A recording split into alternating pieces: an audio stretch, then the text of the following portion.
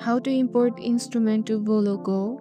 Wanna use your own instrumental beat in a Voloco instead of built-in one? Let's import it fast and easy. Open the Voloco app, tap the blue and pink plus button at bottom center. This brings up your project options. Select import or choose from files depending on your version. Now browse your phone storage and select the instrumental MP3 or WAV file you want to use.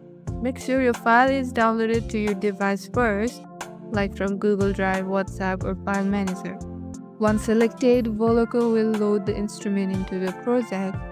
You will hear it when you tap record automatically. Now tap the mic icon or record button and start singing, rapping, or talking. Your instrumental will play in the background while you record the autotune or preset applied. Done recording.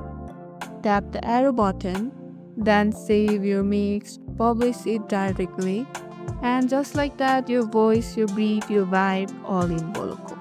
If this helped you drop your first custom track, hit like, and if you have any question, drop them in the comment, and don't forget to subscribe for more music creation tips. Catch you in the next one.